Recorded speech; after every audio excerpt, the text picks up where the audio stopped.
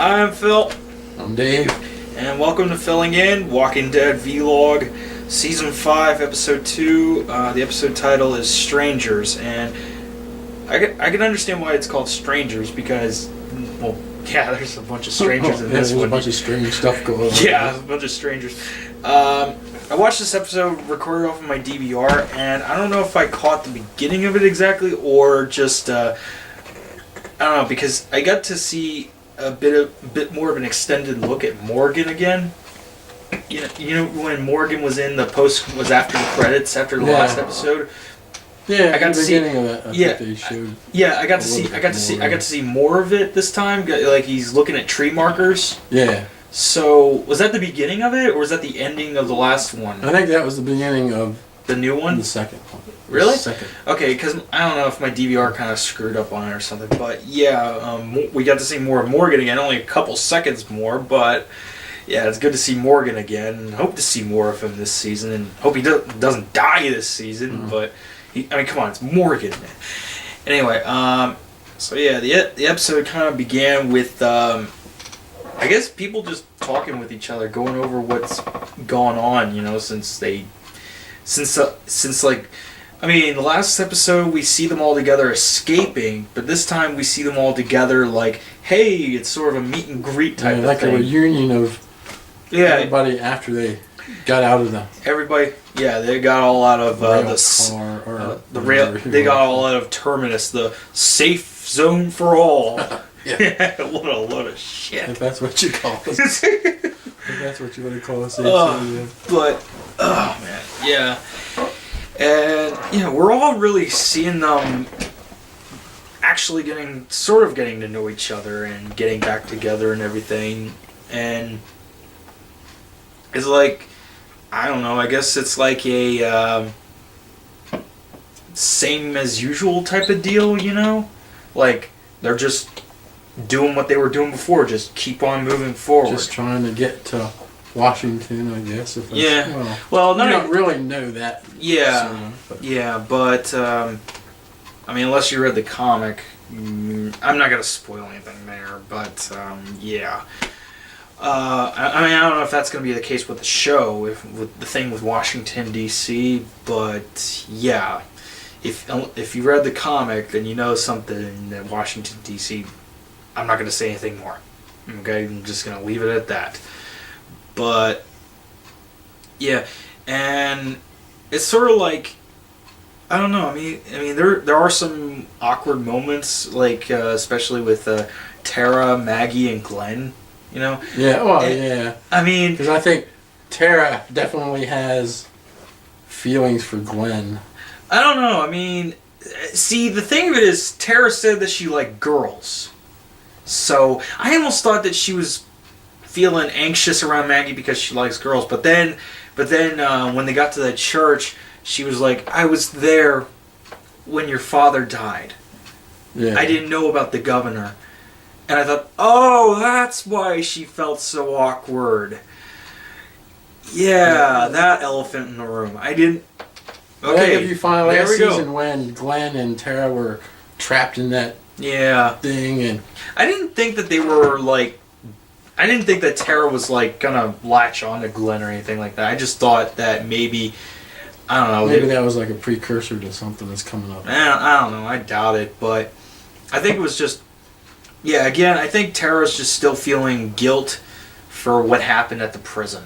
I think that's it. Well, it could be too. And I think I don't know. I wouldn't say that door is entirely closed, because Maggie seemed a little taken aback, but then she's like, "You're with us now." That's true. Yeah, but the big character thing happening is Father Gabriel. We get I mean, in the comics, they stumble upon Father Gabriel quite randomly.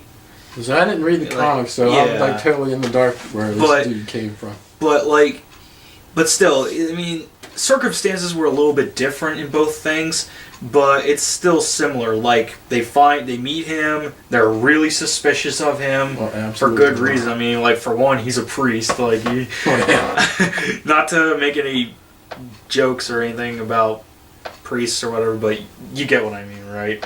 I mean, they'd probably ask him, "Are you a Catholic priest?" They should have asked him that.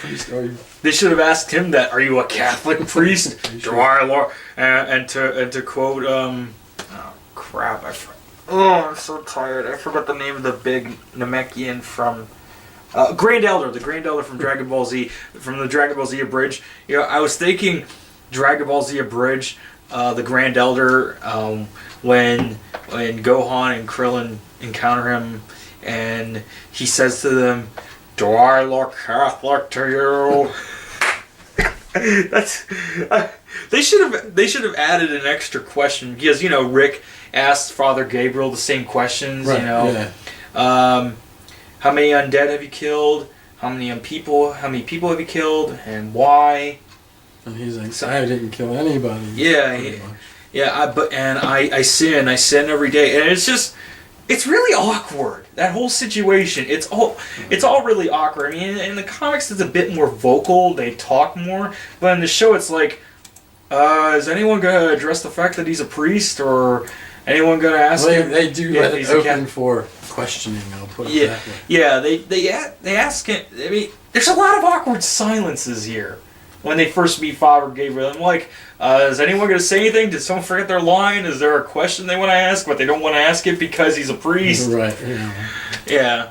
But I guess in that same tone, when they all leave to go get food, and then Carl's standing there behind the church, and it says, what the hell does it say?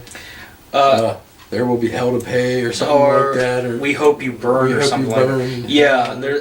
So it could red be, flags are flying already. Yeah, and especially when they took him on their scavenging run, and Father Gabriel's like he's really scared. Oh yeah, with the whole freaking zombies. out. Yeah, he's just, especially when he sees a certain zombie with glasses and dress and everything. It's like Rick has to come to his rescue. Yeah.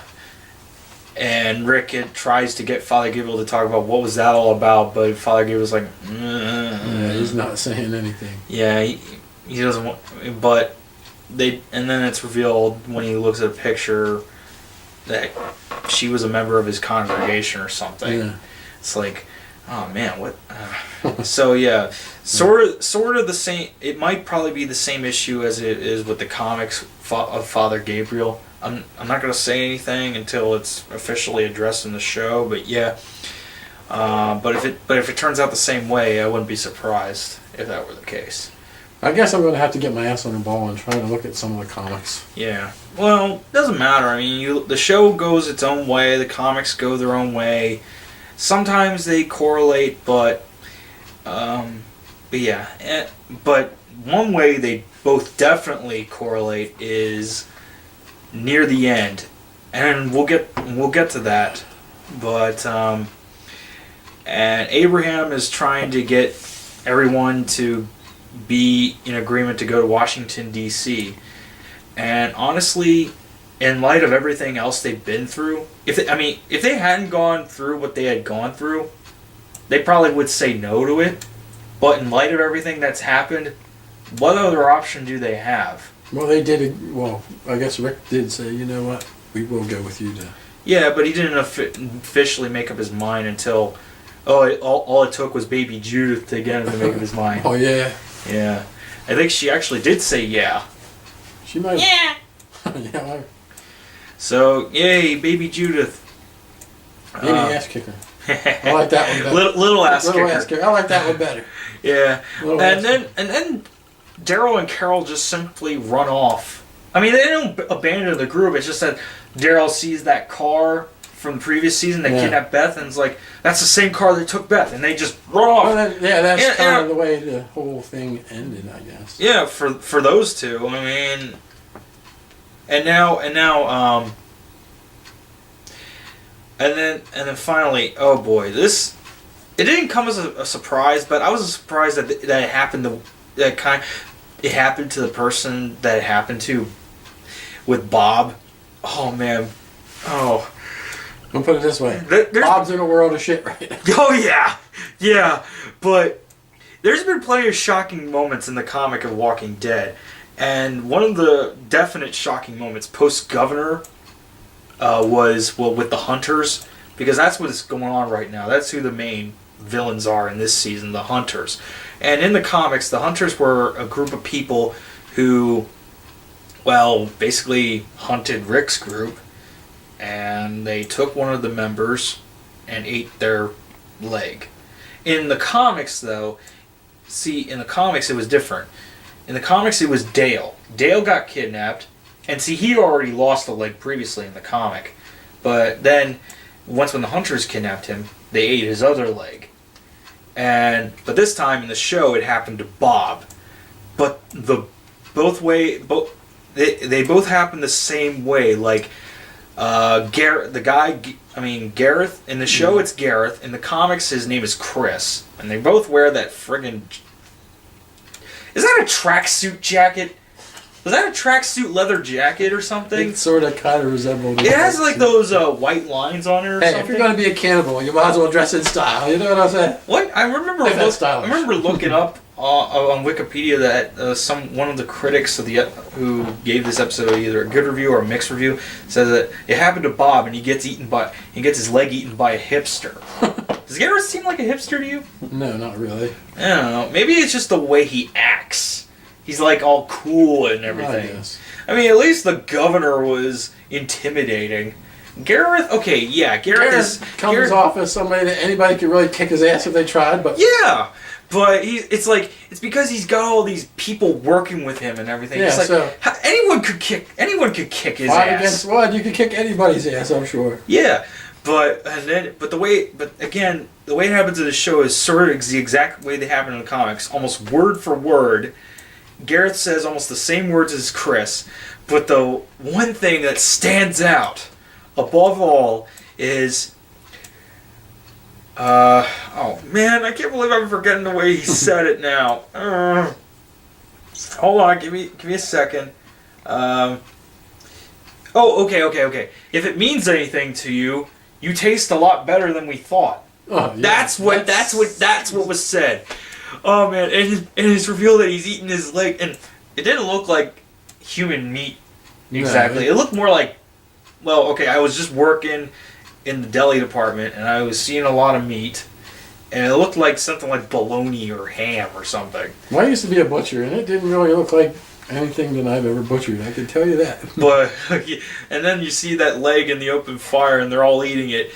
But a few seconds before, they showed them, but they didn't show them eating his leg. And now they showed them eating his leg. I wonder if it tastes like chicken. But yeah, they ate Bob's leg. And I was kind of wondering though, why did Bob go outside to begin with? And why was he crying? No. I mean, I didn't see a bite wound.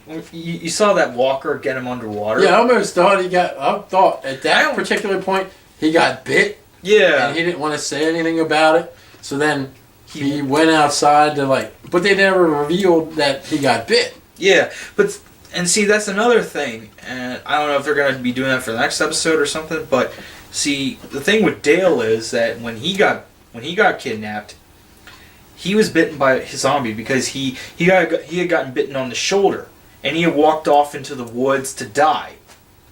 And the Hunters got him, and they ate his leg, and at first Dale was crying, but then he was laughing at them and calling them a bunch of fucking idiots, and said, and he told them that you're eating tainted meat. I'm tainted meat. Nice. And Dale got the last laugh on them. So I don't know if that's going to be the case with Bob, and I hope it doesn't because I like Bob. Bob's cool. I like Bob because, well, see, when he first got brought into the show, I kind of thought it was a little weird at first that he gets brought into the show because in the comics he was sort of a minor character. He was just a Woodbury drunk, but he did save the governor's life. But the Walking Dead novels kind of expand on his character, revealing there was a lot more to him, to his character and his alcoholism. Because he was a war veteran, he had a lot, and he lost his wife before the plague and everything. He didn't want to go through any more crap, but he couldn't do anything else in spite of the shit hitting the fan by drinking. And I guess in the show it's kind of the same thing, but is a little because he's with the group. You know, you see that more often. You see him trying to struggle with his issues more. And you can also say, and I know we're going to get a lot of hate for this, that Daryl Dixon wasn't really a major player in the comics. He wasn't in the comics to begin with. That's what I'm saying. Like, and then the chicks will hate us for that. Well, they're gonna hate you. I don't care. I love Daryl. I don't care if he wasn't from the comics or not. He's probably one of the best Walking Dead characters around. But yeah, I mean, I get. I don't know. I just hope Bob doesn't die, because The Walking Dead keeps killing off so many good characters. I'd hate to see anything happen to Bob. I mean, because and maybe he just went outside because he's glad that they're fine. Because Bob was actually kind of hopeful about the whole DC thing.